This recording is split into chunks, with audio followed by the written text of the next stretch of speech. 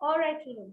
So we have already done and explained this chapter, rise of independent regions, regional powers. Now, before we go on the next topic, let me just quickly revise what we have done in the previous subheadings. Okay, we all know that as Mughal Empire began to disintegrate, what had happened, how the vacuum was filled up, it started filling up with the help of independent and semi-independent regional powers. So which were those semi-independent and independent regional powers? It Ma'am, was, one was Hyderabad and one was Bangalore. yes, yes, it was, Awad.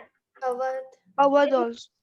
Awadh, Hyderabad, Mysore, Maratha, Sikh, Sikh and and Rajput Rajput. Yes, ma'am, states. Maratha. Yes, ma'am. Okay, so these were the states through which they started becoming independent powers as soon as they realized that the Mughal Empire is declining. Next, now we'll see after that we also saw in depth about Bengal. Guys, the points what we had learned in about Maratha before we go on to the next state. Okay, in Marathas we saw that the most important among all the regional powers was the Maratha kingdom. Okay, in that we saw Shahu had succeeded in capturing the Maratha throne with the help of Balaji Vishwanath. Then we saw that how Balaji Vishwanath had marched to Delhi and he helped to help all the Sayyid brothers so that they could overthrow the Mughal emperor. We also saw that he had how he laid the foundation, okay, for the dynastic rule of who of the Peshwas. And after him, it was succeeded by his son, who was called as Bajirao I. And Bajirao I was again succeeded by his 18-year-old son. His name was what? Balaji Bajirao. Okay, children, do remember these names. So this was the all about the Maratha emperor. Now let's see what we have seen further. Let's discuss that. What more we had learned about Marathas, children, was that the major development at this time was the rise of the prominent Maratha families. You remember I told you all about the surnames. Have you all heard about the surnames? Yes, ma'am. Holkar, Gaikwad, okay? Yes, These ma'am. were the families who had risen to power because slowly and gradually the Maratha was taking over the Mughal emperor. Now the Maratha army was decisively defeated by whom? Who was the person who defeated Maratha army? It was Ahmad Shah Abdali. Ahmad Shah Abdali. And when did he defeat him? In the In third battle 1760. of Panipat, 1764. Okay. Ma'am, Remember, may I play the video? may I no? Just remember this. When who defeated the Maratha army, children? Ahmad Ahmad Shah Shah Abdali. Abdali. Ahmad Shah Abdali. And which battle did he But defeat? third battle of Panipat 1761. Excellent. Third battle of Panipat, 1761. Next slide. Yes, ma'am. Okay. Now we will study about. Okay, children. So after Maratha, we saw about Bengal, Awadh, and Carnatic. And from that, we have already done about Bengal. Now, after Marathas, if you see Bengal, we had studied that Bengal was the one of the richest province in the entire Mughal emperor. Okay, so when Mughals were ruling among all the provinces, Bengal was the only one which was very richest. And the Nawabs of Bengal, but they had failed. You remember we discussed even yesterday in yesterday's class. They had failed. Why they had failed?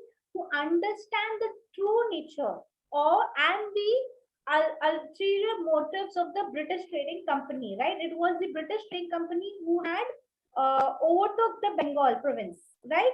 But why? Because because the administrative system was not clear.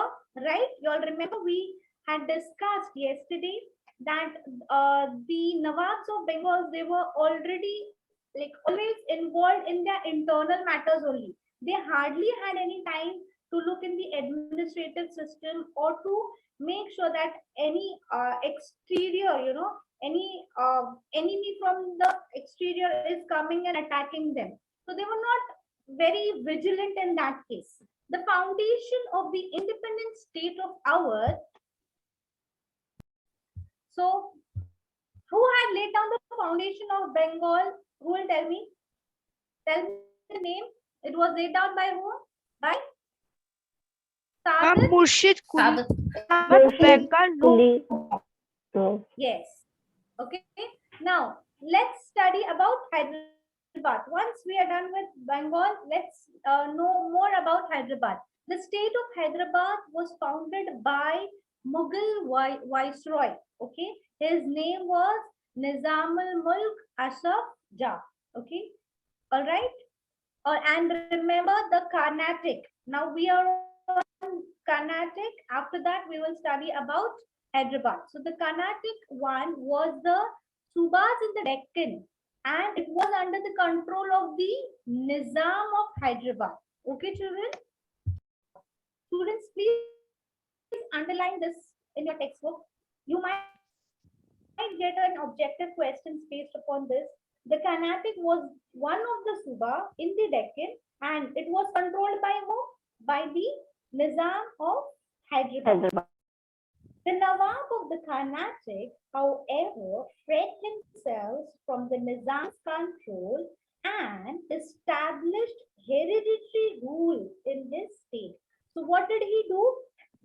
This Nawab, as soon as they were able to free themselves, okay, from this Mughal emperor, from the rule of the Mughal emperor, what did they do? They started establishing their own control in their particular province. Okay, this led to wars of succession and political instability in the Carnatic. Now, what happened? See, earlier it was only the Mughals who were ruling them, right? Now, this particular specific region, when they saw that the Mughals are declining, they started taking control on their own as an independent power.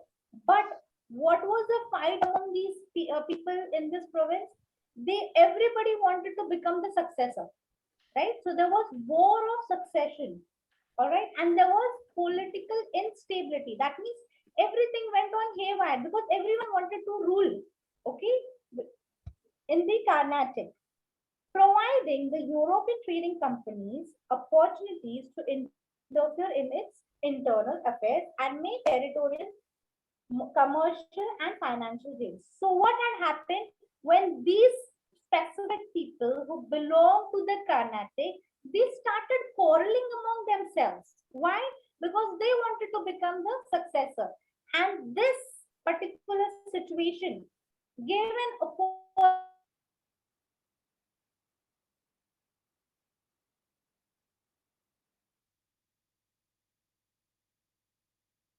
Ma'am, you are stuck and your voice is not being heard.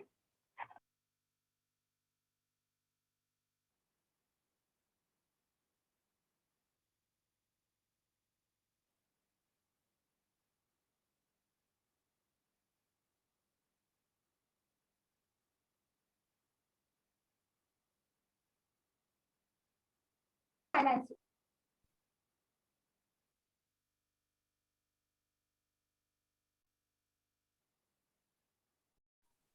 You all understood the scenario, what had happened in the Carnatic when they started taking their own region as an independent region. What had happened? They started fighting among themselves to be a successor.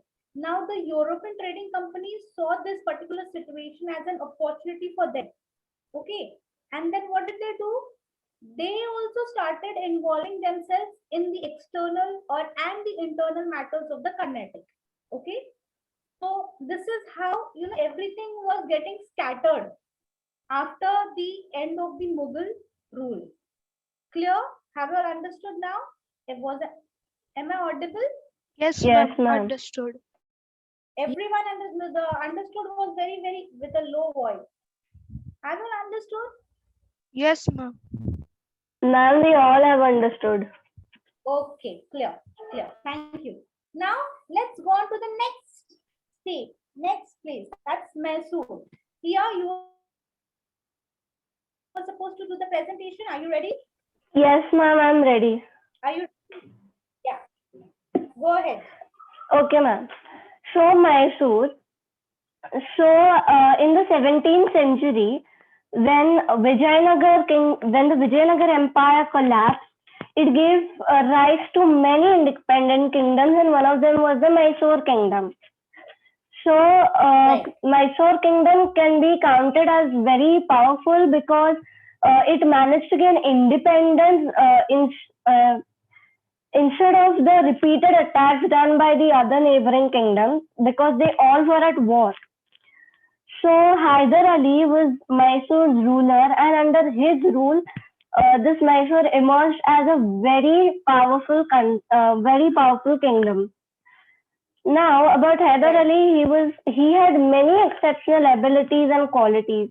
So first, he was a normal soldier in the Mysore army, but due to his determination and courage, he came to the rank of a commander. And in 1761, he overthrew the government and he started to rule by himself.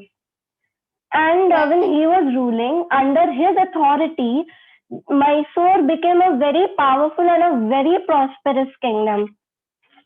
Right. And it was a great adversary for the East India Company to just, come in the south regions. So, Mysore, correct. It was very difficult for them, right? Because he was very Yes. strong. Yes. Now, about Tipu Sultan. So after Hyder Ali, he was succeeded by his son Tipu Sultan. Tipu Sultan was also he proved that he is a very good successor, and because he made reforms, he encouraged modern trade and industry. He strengthened his army, and he also encouraged agriculture. These were the various reforms he had made. And ma'am, he Yes. also was a very big challenge for the Britishers to come and rule India. He was the most serious challenge they could have faced, the Britishers.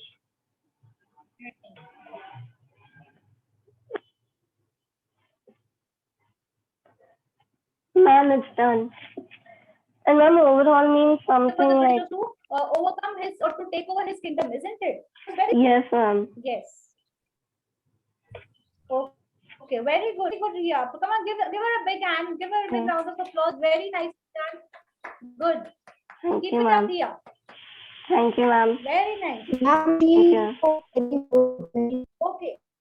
So now let me just give you a brief idea about Mysore, what had happened in Mysore.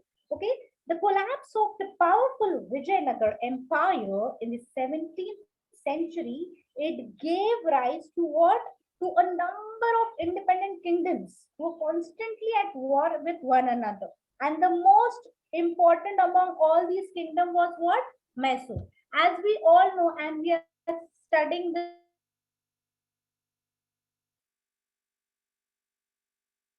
Ma'am, your voice is not to be heard.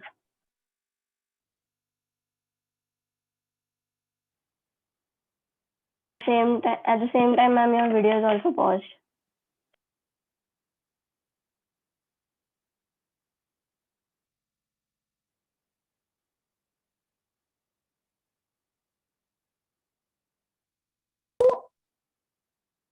lost connection.